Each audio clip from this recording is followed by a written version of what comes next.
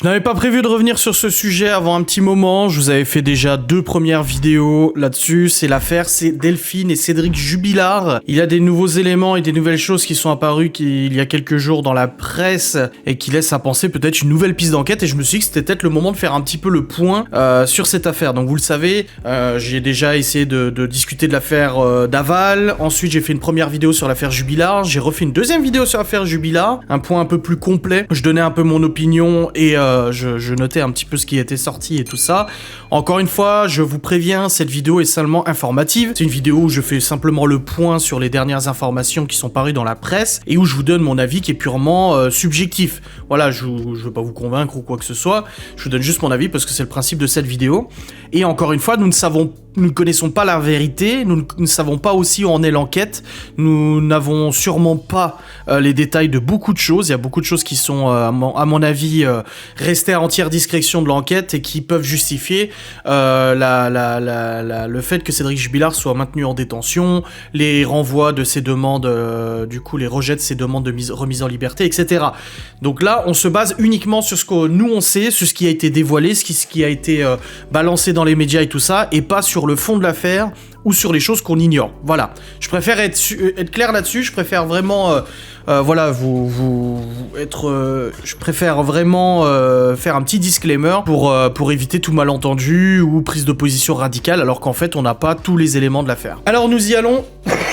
Depuis quelques jours, les choses se sont accélérées au niveau de l'enquête. De nouveaux éléments ont été mis en avant. Il faut savoir que ça fait maintenant plusieurs mois que les avocats de Cédric Jubilard dénoncent le fait que l'enquête ne se focalise pas sur une certaine personne. Donc cette personne, c'est la compagne de l'amant de Delphine Jubilard. Donc il faut savoir que Delphine Jubilard avait un amant et que cet amant était marié. Voilà, et Delphine Jubilard a eu contact avec cette personne, donc cette femme, et ils avaient passé un petit peu un pacte. Ça on le savait déjà, mais il y a des nouveaux éléments qui sont apparus et qui pourraient justifier que l'enquête se dirige maintenant vers la théorie d'un triangle amoureux, impliquant du coup Cédric Jubilard, Delphine Jubilard et cette personne, ou alors justement une vengeance de cette personne. On ne sait pas, ça fait quand même des mois que les avocats de Cédric Jubilard dénoncent le fait qu'il n'y ait pas eu d'approfondissement de cette enquête, et apparemment, là ça commence à s'accélérer, il commence à y avoir de nouvelles pistes qui s'ouvrent. Il faut savoir que plus le temps passe et plus les chances de retrouver Delphine Jubilard sont maigres et plus les chances de découvrir la vérité aussi sont maigres. Donc pour l'instant, Cédric Jubilard est toujours en détention, il a été entendu il y a quelques jours. Son audition auprès des magistrats n'a pas donné forcément plus d'éléments. Il est resté sur sa ligne de défense, il est resté cohérent vis-à-vis des propos qu'il a tenus depuis le début. Il a été mis face au témoignage de son fils, apparemment, mais il n'a pas fait d'aveu, il n'a pas changé de version ou quoi que ce soit. Donc là-dessus, on reste sur la même ligne. Maintenant, on va lire cet article. Enfin, il y a plein d'articles différents qui traitent de ça. J'en ai pris un au hasard. On a Delphine Jubilard et l'épouse de son amant auraient conclu un pacte que l'infirmière de 33 ans n'aurait pas respecté. L'amant de son épouse va être entendu sur ce point précis par les enquêteurs. Rebondissement dans l'affaire Delphine Jubilard, selon les journalistes de France 2 le 8 décembre. Des nouvelles révélations concernant des SMS pourraient tout changer. 1 an après la disparition de l'infirmière, l'épouse de son amant serait dans le viseur des enquêteurs. Serait conditionnel. Les 2 femmes se sont appelées et auraient conclu un pacte. Ça, on le savait déjà. On avait déjà eu l'information comme quoi la femme de l'amant aurait appelé en disant « Écoute, t'attendras que les fêtes soient passées avant d'officialiser ta relation parce que j'ai pas envie de foutre le bordel pour les fêtes de Noël avec sa famille, etc. » Et Delphine Jubilard se serait engagée, du coup, à ne pas continuer à lui parler ou ne pas envenimer les choses tant que les fêtes ne seraient pas passées. La veille de la disparition de Delphine, le 14 décembre, son amant lui a envoyé un message « Tu me manques ». La femme de l'amant, après avoir découvert le SMS, a appelé Delphine.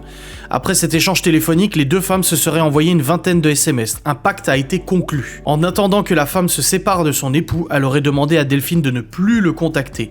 Donc voilà, cette femme a demandé simplement à Delphine de ne plus contacter son mari le temps qu'ils officialisent leur séparation. Ça peut se comprendre, après moi je suis pas là pour juger le pacte, etc. Mais visiblement Delphine était d'accord sur le fait de ne pas reprendre contact tant qu'il n'y avait pas la séparation officielle. Delphine Jubilard a accepté. Le soir même, elle aurait envoyé une photo intime à son amant. Pour maître Jean-Baptiste Allary, à l'avocat de Cédric Jubilard, c'est une piste qui devrait être exploitée par les enquêteurs.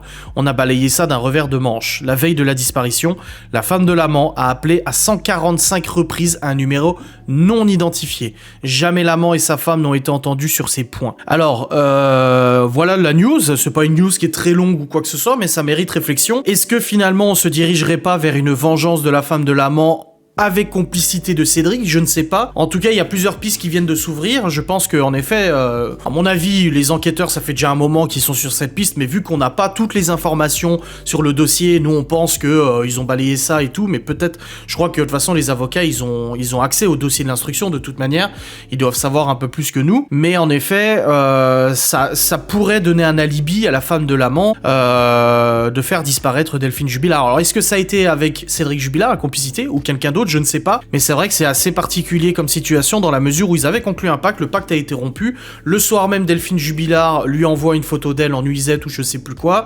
Imaginons la femme de cet amant qui tombe là-dessus, elle se rend compte que déjà son mari la trompe, en plus de ça ils sont en procédure de séparation, de divorce, et en plus de ça la personne avec qui elle est censée avoir conclu un pacte l'après-midi même n'a pas tenu sa promesse, donc la colère peut être là, ça ne justifie absolument pas l'acte, encore une fois, je préfère préciser, je ne fais pas l'apologie de ce qui s'est passé, mais du coup ça pourrait expliquer, ça pourrait donner un alibi à cette personne-là d'avoir peut-être voulu se venger, et peut-être que c'est une vengeance qui a mal tourné, je ne sais pas. Moi les hypothèses qu'on peut avoir, c'est soit la femme de cet amant a pris rendez-vous avec Delphine Jubilard cette nuit-là, Delphine est sortie et elle a été enlevée par cette personne ou quoi que ce soit, ou la dispute a mal tourné et boum, il s'est passé quelque chose, ou alors le mari de cette femme est venu chercher Delphine Jubilard et ils sont partis loin pour vivre leur vie, et ça c'est une piste qui a été envisagée, mais voilà, j'entends beaucoup de gens dire une maman ne quitterait pas ses enfants du jour au lendemain, etc. On ne sait pas, encore une fois, oui ça serait surprenant, ça serait surtout à la veille de Noël, mais on ne sait jamais de quoi l'humain est capable de beaucoup de choses, on ne sait pas. Pour moi, je ne pense pas que c'est une piste à privilégier. Franchement, je pense que ça serait trop gros. Je pense vraiment qu'il lui est malheureusement arrivé quelque chose.